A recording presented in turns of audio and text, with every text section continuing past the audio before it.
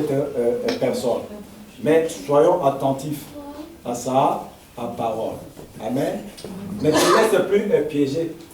Demande très souvent le discernement à Dieu. Le discernement des esprits. Demandez cela à Dieu pour savoir la route que je prends. Ça m'amène où? Ce que je vais faire, ça va me faire à quoi? Alléluia. Pour ne pas rentrer bizarrement en prison comme ceci est là.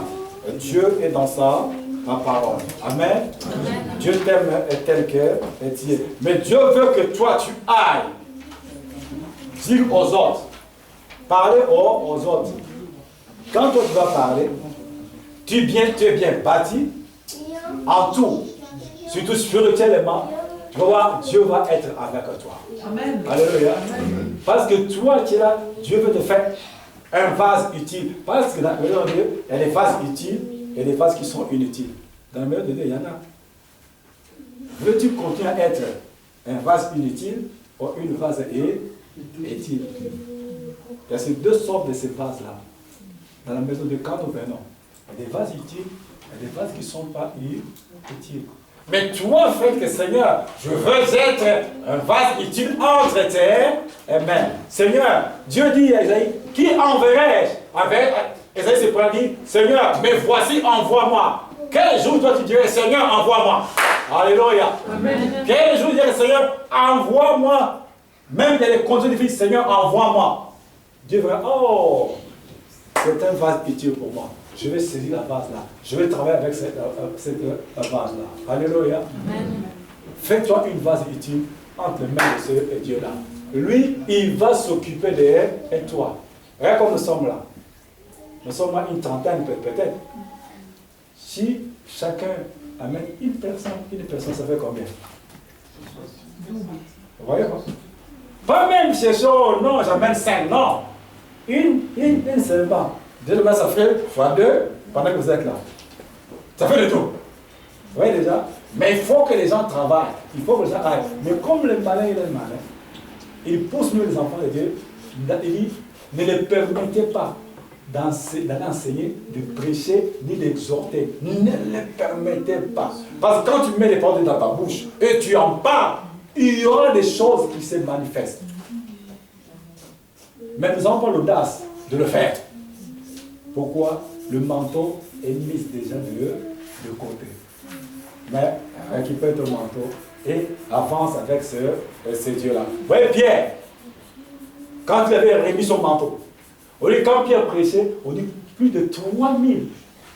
À lui seul, plus de 3000 âmes. Une personne, 3000 âmes se sont repenties. À lui seul. Pourquoi? Il a repris son manteau. Mais à un moment, Pierre aussi était un homme.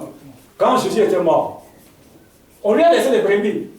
Pierre a dit, bon, je suis fatigué quand même avec ces Jésus-là. Il n'est plus là. Bon, dis, je m'en vais à la pêche. Allez. Pierre a repris ses équipements de la pêche. Il est parti encore dans le fleuve, commencer à pêcher. Il a oublié l'œuvre qu'on lui a donnée. Amen. Mais c'était une colosse de l'église. Mais Pierre a oublié la mission. Il a repris sa ancienne habitude. Il dit, bon, Jésus est mort, bon, moi je reprends mon travail. Allez, il a repris son bac, il a repris ses filets, il a repris ses hameçons, allez, dans l'eau. Mais Jésus, comme il est bon, pendant qu'ils étaient des péchés, les poissons comme ça, il y avait quelqu'un au bord. Pierre, il était tout nu pour pêcher. À un moment, il y avait un disciple là que Jésus aimait beaucoup. Il dit, Pierre, mais c'est le Seigneur en face là. Oh, Pierre, quand on a vu qu'il était nu, il est plongé dans l'eau. Alléluia. Et quand arrivé au bord, un jour, Jésus dit à Pierre, Pierre, m'aimes-tu vraiment? Pierre dit, Seigneur, toi tu le sais. Deuxième fois, Pierre, tu m'aimes-tu vraiment? Pierre, tu comprends tout. Troisième fois, je dis, Pierre, tu m'aimes-tu? Pierre était attrayé et s'était abattu. Pourquoi? Jésus a vu, pendant qu'il était mort, ce que Pierre avait fait. Il a abandonné son œuvre, il a repris son ancien travail, la pêche. C'est mauvaise habitude. Faisons attention. Sautons en cela. Examine-toi Dans quelle prison peux-tu te trouver? De l'âme ou de la chair? Reste souvent parmi les chrétiens. Beaucoup sont en prison de l'âme et de la chair. On a l'habitude de rendre le mal par le mal. Injure par il m'a fait ça. Tu vas voir, aujourd'hui là, je vais l'attendre devant la porte en sortant de l'église. Vous n'avez pas vu les chrétiens qui se bagarrent en sortant de l'église? À la porte de l'église, ils descendent seulement d'un côté du métro là. Tu as dit quoi? Tu as dit quoi? Bouh! Mais ils viennent où? De l'église. La chair. Ils sont encore en prison. Et des chrétiens qui ont la façon de répondre à son frère, à sa soeur. Alléluia. Ils ont des langues faites en couteau. Ils répondent comme ça. Oh là là. La personne, tu n'auras même. Elle est connue dans l'église, la sœur. Elle dit, toi, tu dis comme ça. Tu vas voir. Tu vas voir. Attends seulement. Anna, quand il va venir, on va te présenter Anna. Quand elle va te parler, tu vas voir. Et elle, quand tu vas venir, elle ne savait pas. Elle dit, oh, Anna, mais tu sais pas. Ah bon, elle a dit comme ça. Attends, après la sortie de l'église.